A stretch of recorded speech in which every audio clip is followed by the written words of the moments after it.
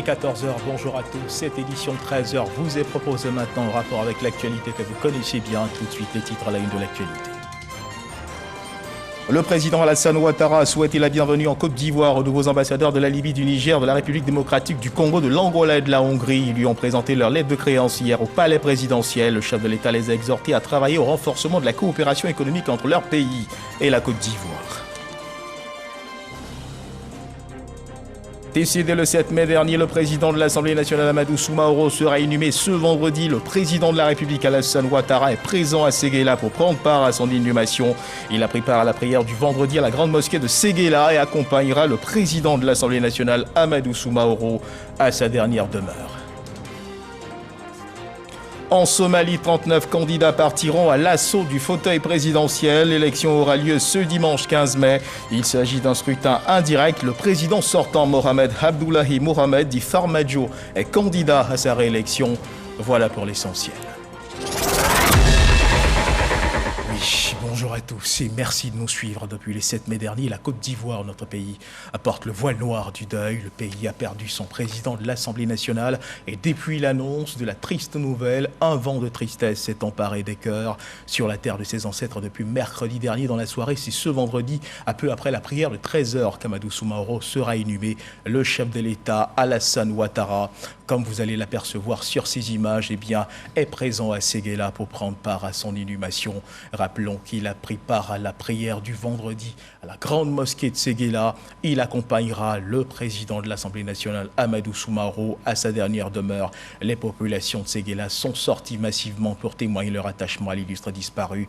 Et en rapport avec cette actualité, cette édition de ce vendredi 13 mai 2022 sera aux couleurs des hommages et témoignages de solidarité et de compassion manifestés à l'égard de l'illustre disparu et de façon générale du peuple de Côte d'Ivoire. Mais avant, mesdames et messieurs, regardons à ces faits qui ont marqué hier l'actualité du côté du palais présidentiel où les nouveaux ambassadeurs de la Libye, du Niger, de la République démocratique du Congo, de l'Angola et de la Hongrie ont présenté leur lettre de créance au président Alassane Ouattara. Le compte-rendu de cette cérémonie de présentation avec Viviane Aïma. Dans le cadre du redéploiement diplomatique, ils sont 5 nouveaux ambassadeurs qui viennent d'être nommés par leurs gouvernements respectifs à la tête des missions diplomatiques de leur pays en Côte d'Ivoire, en remplacement de leurs prédécesseurs en fin de mission. Ce jeudi 12 mai, ils ont présenté officiellement leur lettre de créance au président de la République, Alassane Ouattara, au palais présidentiel. Il s'agit du nouvel ambassadeur de la Libye, Dada Omar Ibrahim Mohamed, de l'ambassadeur du Niger, Aboukar Abdoulaye Diori, de l'ambassadeur de la République démocratique du Congo, Gilbert Neya Nabina, de l'ambassadeur de l'Angola, Domingos Bernardo Feliciano Pacheco, de l'ambassadeur de la Hongrie, Feher Tamas Endre. Recevant les nouveaux ambassadeurs, le président de la République Alassane Ouattara leur a exprimé l'hospitalité de la Côte d'Ivoire et la volonté de son gouvernement d'entretenir une relation d'amitié sincère et de coopération avec leurs États respectifs.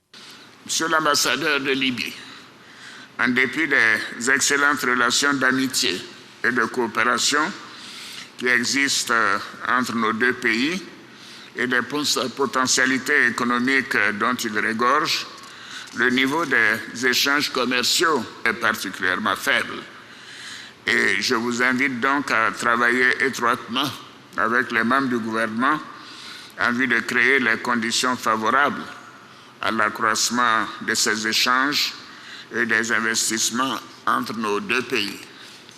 Monsieur l'ambassadeur d'Angola, les relations d'amitié entre la Côte d'Ivoire et l'Angola sont excellentes. Cependant, le niveau de la coopération économique entre nos deux pays, pourtant dotés d'immenses potentialités, reste en deçà de leurs ambitions légitimes. En effet, nos échanges commerciaux étaient seulement d'environ 8 milliards de francs CFA en 2020 et ce constat nous impose d'impulser une nouvelle dynamique. Monsieur l'ambassadeur du Congo, la République démocratique du Congo, je me réjouis de l'intensification des échanges commerciaux entre nos deux pays, qui sont passés de 3,7 milliards de francs CFA en 2018 à plus de 20 milliards en 2019. Il nous faut maintenir cette bonne dynamique pour rehausser davantage le niveau de notre coopération. Monsieur l'ambassadeur de Hongrie, en dépit de la crise sanitaire liée à la COVID-19, je me réjouis de l'accroissement des échanges commerciaux entre nos deux pays, qui sont passés de 16 milliards de francs CFA en 2019 à 23 milliards en 2020. La Côte d'Ivoire est disposée à bénéficier de l'expertise de votre pays, notamment dans les domaines de la technologie, de l'énergie, de l'industrie agroalimentaire et de l'industrie pharmaceutique, parmi bien sûr divers autres domaines. Monsieur l'ambassadeur du Niger, le Niger et la Côte d'Ivoire entretiennent d'excellentes relations, aussi bien au niveau bilatéral que multilatéral. Nous devons continuer, malgré un contexte peu favorable dans l'ensemble, à promouvoir le commerce et à accroître le niveau des échanges commerciaux entre nos deux pays, qui sont passés de 61 milliards de francs CFA en 2019 à 71 milliards de francs CFA en 2020. En outre, je me félicite de nos convergences de vues au sein de l'UMOA et de la CEDEAO sur les questions politiques, sécuritaires et économiques qui contribuent bien évidemment à renforcer l'intégration sous-régionale. Messieurs les ambassadeurs, je voudrais pour terminer vous souhaiter plein succès dans l'accomplissement de vos missions et vous demander à nouveau de bien vouloir transmettre à vos chefs d'État respectifs mes cordiales et fraternelles salutations. Je vous souhaite un excellent séjour en Côte d'Ivoire, pays d'hospitalité, et je sais que vous allez vous plaire dans notre beau pays. En signe de respect pour les États qu'il représente, chaque nouvel ambassadeur a reçu les honneurs militaires exécutés par un peloton d'honneur de la garde républicaine. Le président de la République, son Excellence Alassane Ouattara, qui a accordé une audience à l'ambassadeur de la Fédération de Russie en Côte d'Ivoire, en retrouve Viviane Naïma. En fin de mission, l'ambassadeur de la Fédération de Russie en Côte d'Ivoire, Vladimir Beykov, est allé faire ses adieux ce jeudi 12 mai au président de la République Alassane Ouattara au palais présidentiel. C'était une visite d'adieu. Pour moi, c'était un moment aussi de tristesse, parce que le temps passe tellement vite.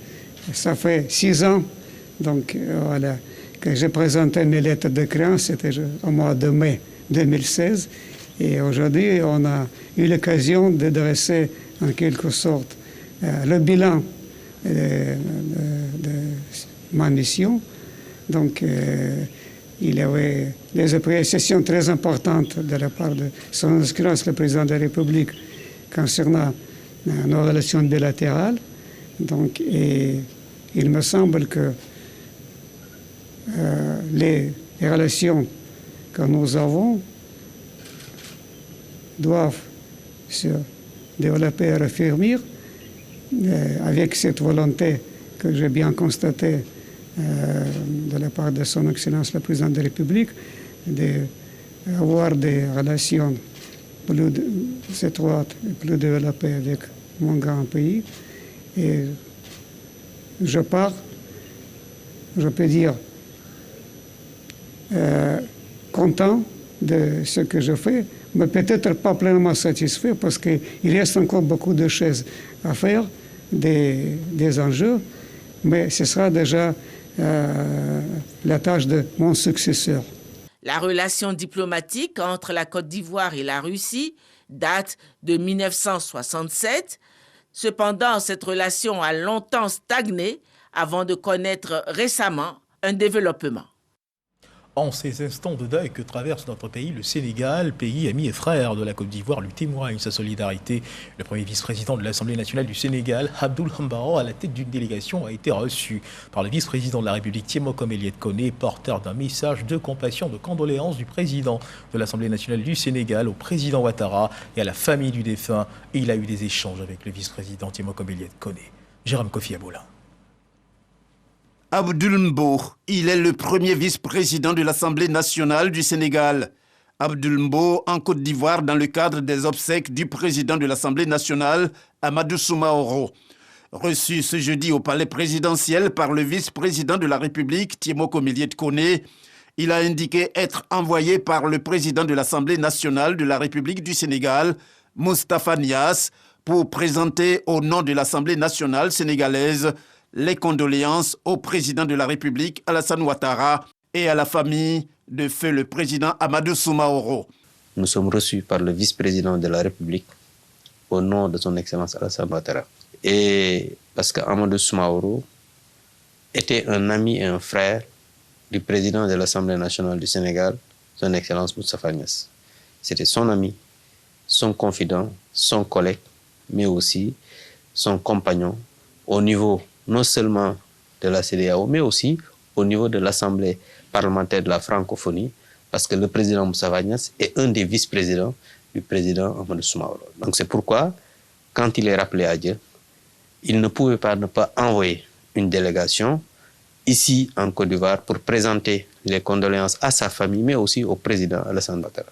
Le premier vice-président de l'Assemblée nationale de la République sénégalaise a par ailleurs affirmé être satisfait de cette rencontre avec le vice-président de la République, Tiemokom Eliette-Koné, qui a salué la solidité des relations entre la Côte d'Ivoire et le Sénégal. Et dans quelques instants, du côté de Séguéla, le moment de la douloureuse séparation d'Amadou Soumaoro avec les siens, le chef de l'État. Comme vous allez bien l'apercevoir à nouveau sur ces images, présent à Séguéla pour prendre part à son inhumation. Il a pris part à la prière du vendredi à la grande mosquée de Séguéla. Et après cette prière, il accompagnera le président de l'Assemblée nationale, Amadou Soumaoro, à sa dernière demeure. Dans un esprit de recueillement, parents, amis et collaborateurs accompagneront le Tchamba à sa dernière demeure. Des parents, amis et collaborateurs qui ont tenu à lui témoigner une énième fois leur attachement en marquant de leur présence cette veillée religieuse organisée pour le repos de son âme, rassemblée à la place de la République de la capitale du Ouagadougou. Ils sont restés avec lui jusqu'au lever du jour ce matin, priant et faisant des bénédictions tout au long de la nuit écoulée. Des prières et des bénédictions guidées par les imams des 3 grandes régions qui composent le district du Woroba. Abou Sanogo. Séguéla, place de la République. Veillée religieuse pour le repos de l'âme du président de l'Assemblée nationale Amadou Soumaoro. Une centaine d'imams venus du district du Woroba, comprenant les régions du Bafing, du Béré et du Ouagadougou, soutenus par le COSIM, rassemblés en présence des cadres et élus de la région pour élever la voix vers Allah afin que l'illustre disparu intègre le royaume céleste. Lecture du Saint-Coran, invocation, prières et bénédictions ont meublé cette veillée religieuse.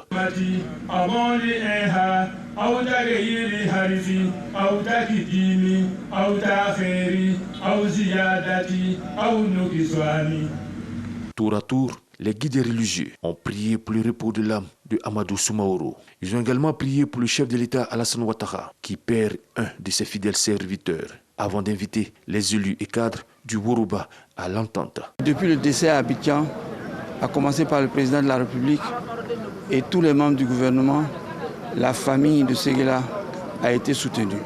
Nous avons levé nos supplications au Seigneur Allah subhanahu wa ta'ala afin qu'il pardonne à notre aîné et qu'il lui accorde le paradis et surtout sa félicité et ses grâces. Il faut faire des prières et des bénédictions pour lui, pour qu'après lui aussi soit meilleur par rapport au moment de son vivant. Rien n'est difficile pour Dieu, il est capable de tout.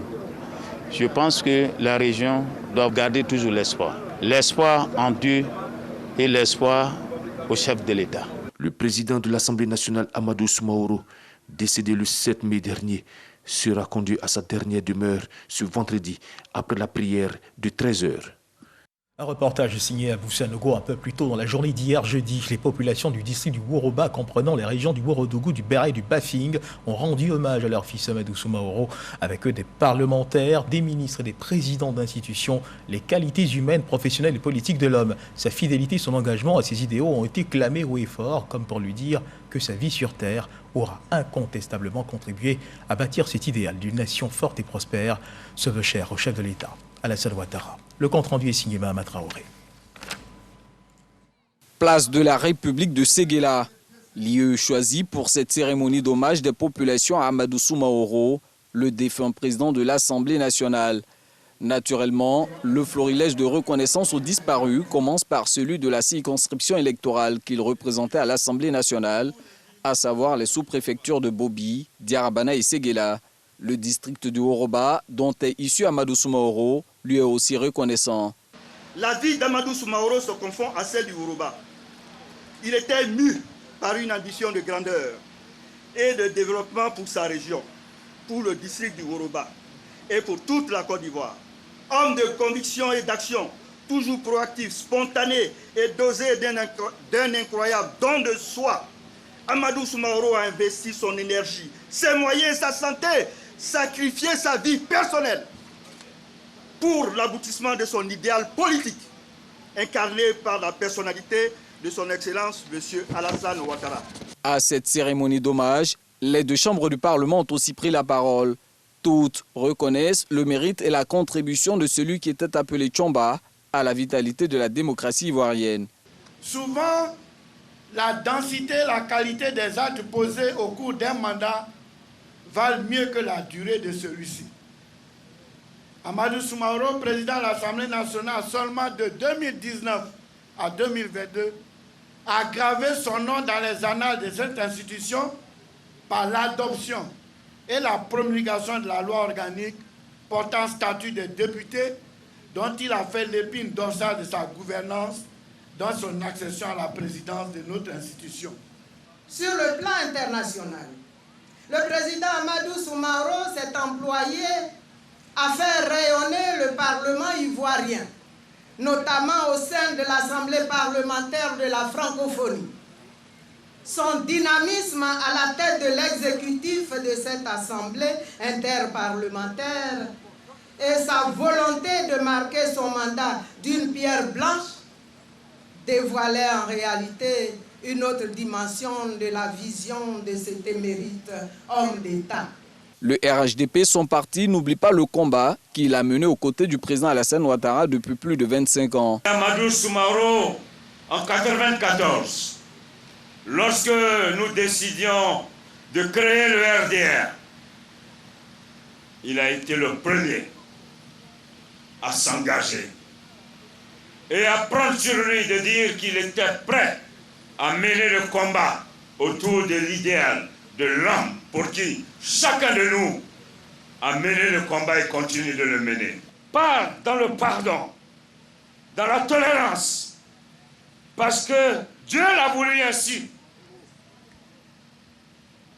Mais ta mémoire restera gravée pour le combat que tu as mené pour ton pays, pour le président Alassane Ouattara et pour le Woroba. Tchomba, que Dieu te reçoive dans son paradis. Tchomba,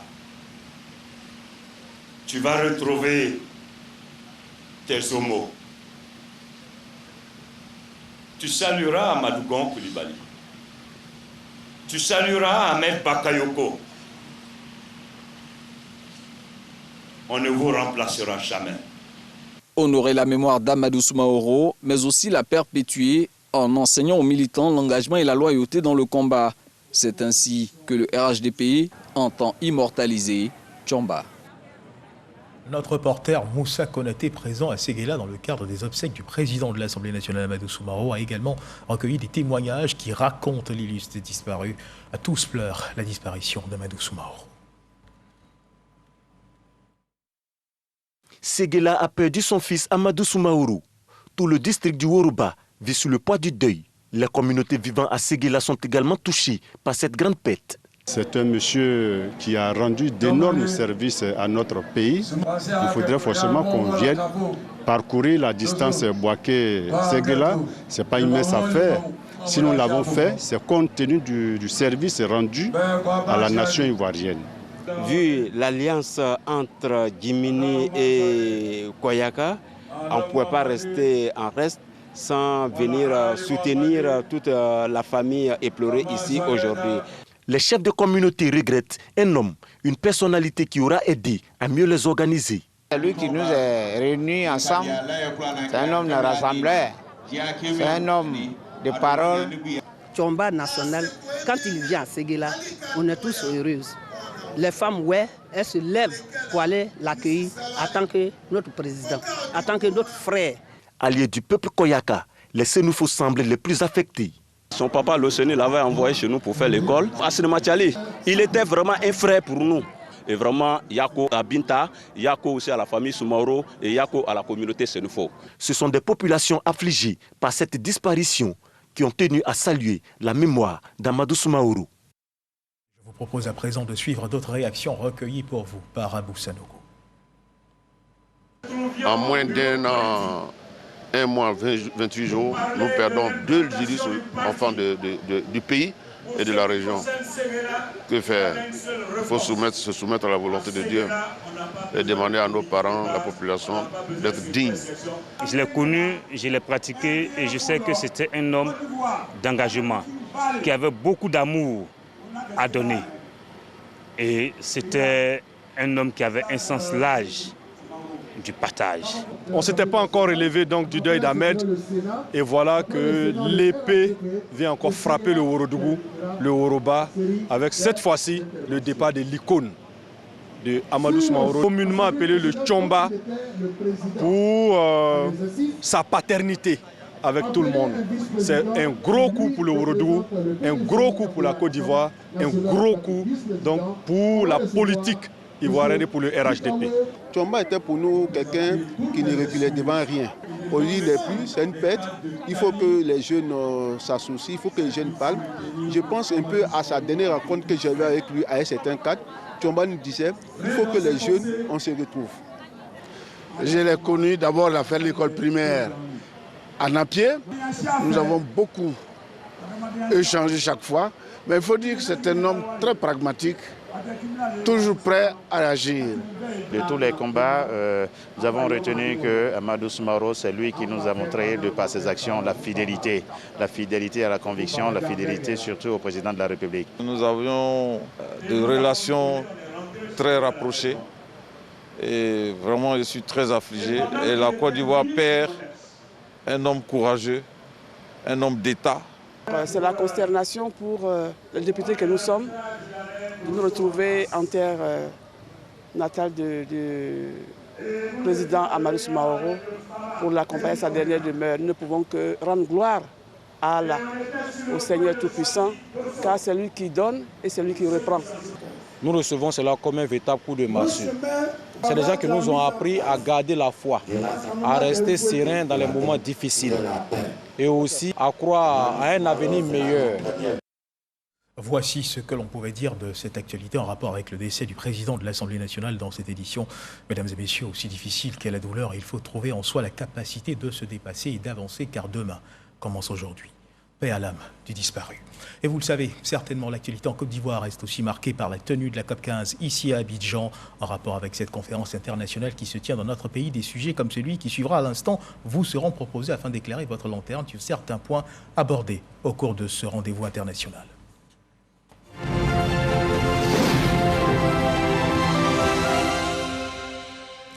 Le dossier politique de ce 13h, faire un focus sur l'initiative dite d'Abidjan, initiative engagée dans le cadre de cette COP15 et qui pourrait se résumer en un programme pensé par les autorités ivoiriennes pour faire face à la désertification et ses conséquences, notamment sur la production agricole.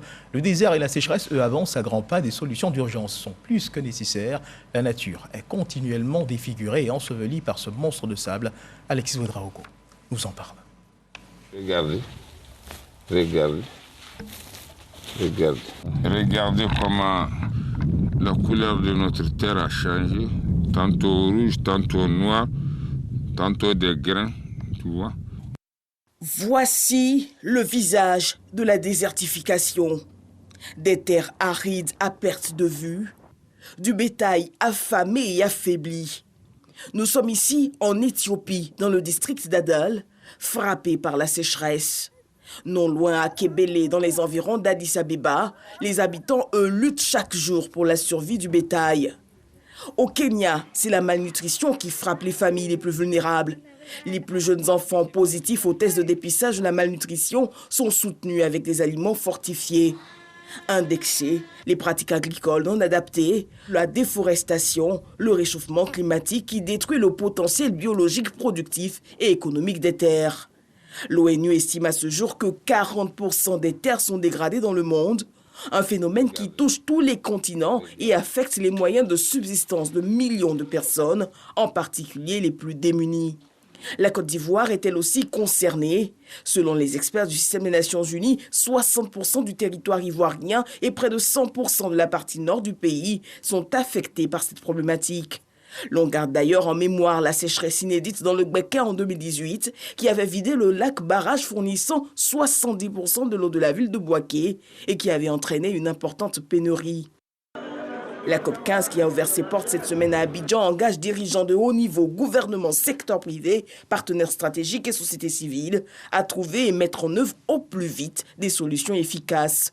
Nos peuples fondent beaucoup d'espoir sur nous. Nous n'avons pas le droit de les décevoir. Agissons vite, agissons ensemble pour donner une nouvelle vie à nos terres.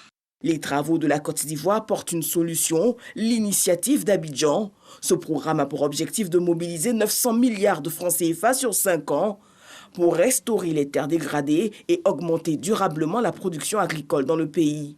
L'initiative d'Abidjan est une réponse majeure aux enjeux climatiques et socio-économiques de durabilité des systèmes de production, de sécurité alimentaire et nutritionnelle qui affectent la Côte d'Ivoire comme l'Afrique de l'Ouest.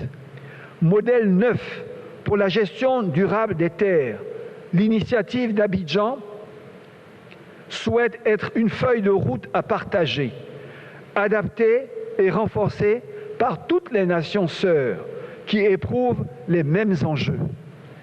Et que de ce mouvement commun naisse et s'amplifie un financement mondial de l'initiative, à même d'en concrétiser toujours plus vite les actes, car le temps nous est compté. Alors, ne cherchons pas l'espoir, cherchons l'action. Autre but, libérer le potentiel économique des terres et aboutir à la création de plus d'emplois pour les jeunes en améliorant aussi le revenu des femmes qui restent les plus grosses productrices de vivriers, plus de 80%. Autre point clé à développer, l'accélération de la restauration de milliards d'hectares de terres dégradées d'ici 2030, avec notamment le projet de la Grande Muraille Verte, qui veut restaurer 100 millions d'hectares de terres arides en Afrique d'ici 2030, sur une bande de 8000 km allant du Sénégal à Djibouti. La COP15 autour du thème « Terre, vie, patrimoine d'un monde précaire vers un avenir prospère » est un appel puissant à l'action, faire en sorte que la Terre continue de profiter aux générations présentes et celles à venir. À suivre à présent l'évolution de la Covid-19 en Côte d'Ivoire.